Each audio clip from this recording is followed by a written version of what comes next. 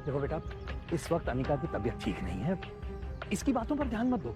और रहा सवाल इस बच्चे का, तो उसके पैदा होते ही उसे अनिका से हमेशा के लिए दूर कर दिया जाएगा, मेरा यकीन कर।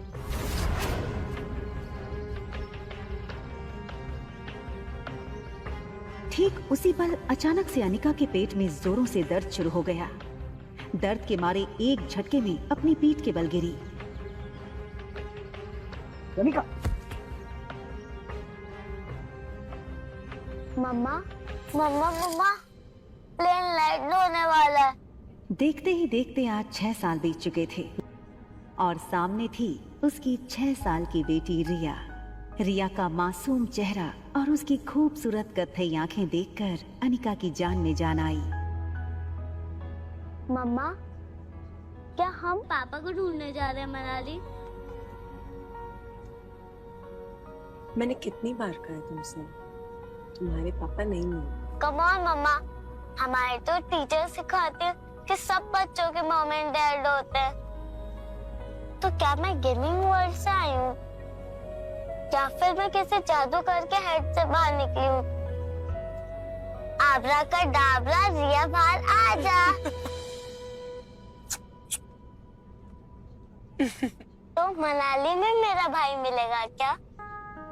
रिया का ये सवाल सुनकर अनिका गहरी सोच में डूब गई थी। उसे याद आ गया कि कैसे 6 साल पहले उसने मनाली के हॉस्पिटल में जुड़वा बच्चों को जन्म दिया था।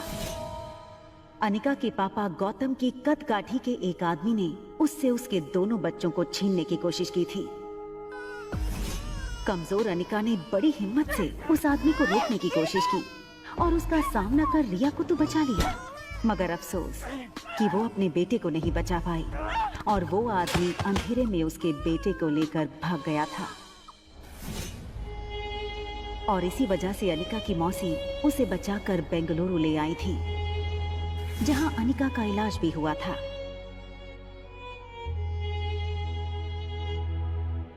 हालांकि इन 6 सालों में अनिका पूरी तरह से बदल चुकी थी।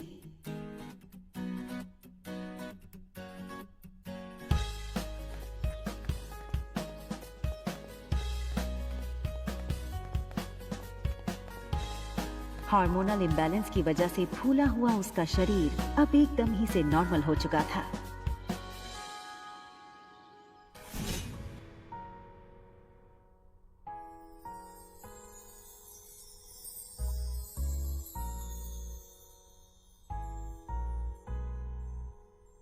कितनी खूबसूरत लग रही हो तुम।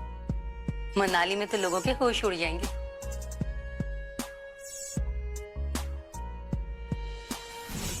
फ्लाइट अटेंडेंट हो या फ्लाइट के अन्य यात्री, सब लोग आते जाते अनिका पे एक नजर जरूर डालते।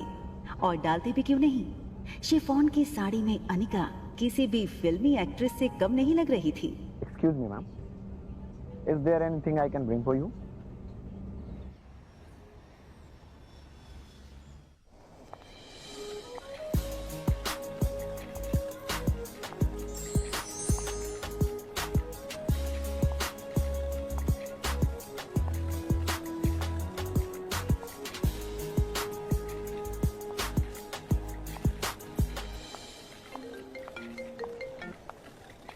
हेलो पा। कुणाल तुम्हें लेने एयरपोर्ट आ रहा है, तुम उसके साथ सीधा घर आना। यहाँ पहुँचते ही तुम्हें 2 पेपर्स पे साइन करना है, एक डिवोर्स पेपर और दूसरा वो। इतना कहकर गौतम अटक गया और फिर कुछ सोचकर उसने आगे कहा, खैर तुम घर आओ, यहाँ पहुँचते ही मैं तुम्हें सब समझाता हूँ।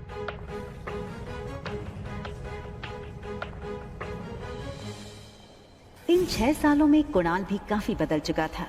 अब वो एक कॉलेज स्टूडेंट नहीं रहा था, बल्कि एक बिजनेसमैन था। आज तक इस दुनिया में किसी भी इंसान को अपने डिवोर्स पे इतनी खुशी नहीं हुई होती जितनी खुशी मुझे हो रही है आज। कैसे भी करके आज इस मोटी से ना अपने डिवोर्स पेपर्स पे साइन करवा लूंगा। आप फिक्र मत कीजिए सर, आज मैं सुबह सुबह माता के दर्शन करके निकला हूँ और मैंने भगवान से प्रार्थना की है कि आज आपकी हर मनोकामना पूरी। आप चिंता मत कीजिए, आज आपके पेपर साइन हो ही जाएंगे। अच्छा सुन, जब जब मैं उस मोटी को देखता हूं ना, मेरा मूड ऑफ हो जाता है। आज मेरा मूड अच्छा है और दिन भी, तो अपना मूड ऑफ नहीं करना चाहता हूं मैं। एक काम कर, घूम के खड़ा हो जाता हूं।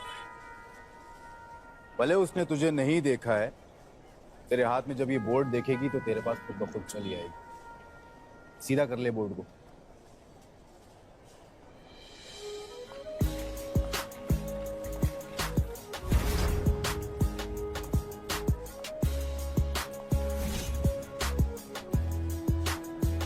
कुणाल ने एयरपोर्ट से बाहर आते हुए एक लड़की को देखा और फिर देखता ही रह गया। कुणाल बिना वक्त गवाए इस लड़की के सामने आकर खड़ा हो गया। अनिका एक पल के लिए सहम गई और उसे लगा कि पहले की तरह कहीं कुणाल उसकी फिर से इंसल्ट न कर दे, और इसीलिए अनिका सीधे कुणाल को थप्पड़ जड़ देना चाहती थी, मगर वो अपनी बेटी रिया के सामने कोई तमाशा नहीं करना चाहती थी। Hi miss gorgeous. अब लगता है मनाली में आप पहली बार आई हैं, क्योंकि अगर आप पहले आई होती तो ये पॉसिबल नहीं कि आप मेरी नजर से अननोटिस होती। टैक्सी। टैक्सी की क्या जरूरत है? आप कहिए, जहां कहिए वहां मैं आपको ड्रॉप कर सकता हूँ अपनी कार से। इफ यू अरे ये छोटी सी गुड़िया को आना है। हाँ, लगता है ये आपकी छोटी बहन है।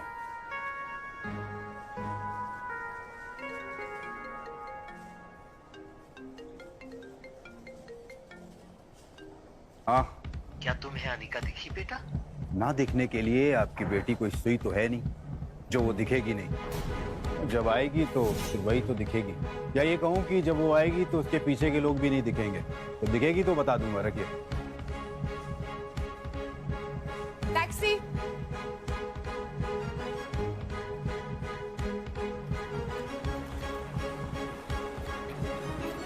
टैक्सी वहां से निकलने ही वाली थी कि तभी कुणाल ने टैक्सी रोकी। मैम, अगर आप बेंगलुरु की फ्लाइट लेकर के आ रही हैं तो क्या आपने उस फ्लाइट में एक बहुत ही भद्दी और मोटी लड़की को देखा क्या?